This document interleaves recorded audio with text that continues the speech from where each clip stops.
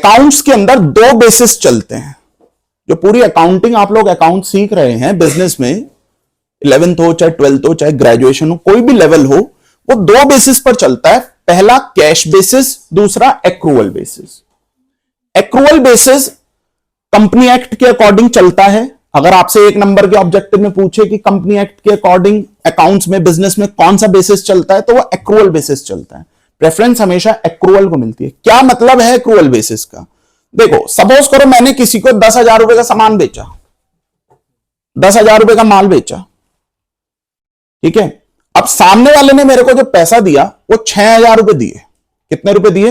वो कह रहा सर 6,000 ले लो भैया, 4,000 रुपए हम आपको कब देंगे? एक हफ्ते बाद दे देंगे। मैंने कोई बात नहीं भैया, आप ले जाओ, कोई दिक्कत नहीं, आपकी दुकान है, ऐसे ही करना पड़ता है बिजनेस अगर चलाना है तो, ठीक है। तो अब कोई हमारे से पूछे सर आपकी इनकम 10,000 हुई या 6,000 हुई, तो एक आम आदमी कहेगा सर 6,000 मिले हैं तो 6,000 ही हुई होगी। नहीं, एक्रूअल बेसिस कहता है कि इनकम हमेशा अर्न बेस पर रिकॉर्ड करो। कमाए 6,000 नहीं है, कमाए तो पूरे 10,000 है।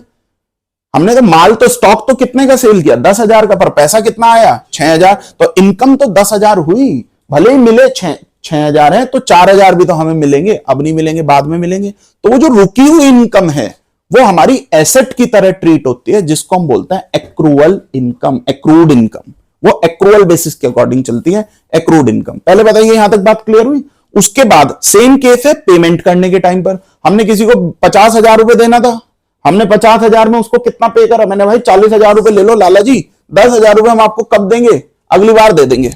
उसने कहा कोई बात नहीं। तो अभी हमने कितना पे किया? 40,000। अब सामने वाले ने हमारे लिए कोई काम किया होगा तभी तो हमने उसको पैसा दिया। तो काम उसने जो हमारे लिए किया वो पूरे 50,000 का करा।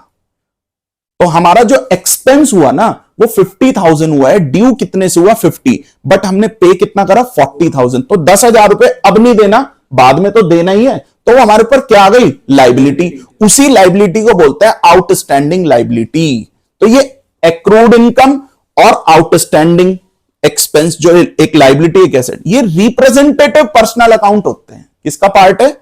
रिप्रेजेंटेटिव। ऐसे ही अगर हमने किसी को एडवांस में पेमेंट कर दिया, मान लीजिए आप लोगों के यहां पे कोई फंक्शन है और आपने हलवाई को बुक किया और उसे पूरा क्या कर दिया, 10 लाख रुपए का खाना बनना है, आपने कहा ले भाई 4 लाख रुपए भी ले ले। तो अभी आपने एडवांस में पेमेंट कर दिया उसको, तो सामने वाला आपके लिए क्या बन गया? एसेट। अब उसके ऊपर एक लाइबिलिटी आई, उसके ऊपर एक ऑब्लिगेशन आया हलवाई के ऊपर कि भाई बाबूजी के पैसे आए हुए हैं, बाबूजी का काम पहले करना है। तो वो क्या है? Prepaid expense. दो खर्चा अगर आप किसी को जो पैसा एडवांस में पे कर देते हैं वो आपके लिए क्या है? प्रीपेड। तो प्रीपेड एसेट होता है, the expense paid in advance. वो अभी ड्यू नहीं हुआ पर अभी आपने उसको क्या कर दिया? पे कर दिया, वो है प्रीपेड एक्सपेंस। ऐसे ही एडवांस इनकम, किसी ने आपको एडवांस में पैसा दे दिया, आपने उसका भी काम नहीं किया पर पैसा पहले आ गया है, तो वो आपके लिए क्या बन गई? लाइबिलिटी। तो एडवांस इनकम लाइबिलिटी होती है, क्रेडिट होती है, बैलेंस शीट की लाइबिलिटी में आएगी, और प्रीपेड एक्सपेंस एसेट में आएगा। इसी प्रकार एक्रूड इनकम एसेट में आएगी क्योंकि वो रुकी हुई इनकम है, एसेट की तरह ट्रीट होगी, और आउटस्टैंडिंग एक्सपेंस आपके लिए क्या है? लाइबिलिटी। तो बैलेंस शीट की लाइबिलिटी में आएगा। बड़ा सिंपल सा खेल है बस, और कुछ भी नहीं है।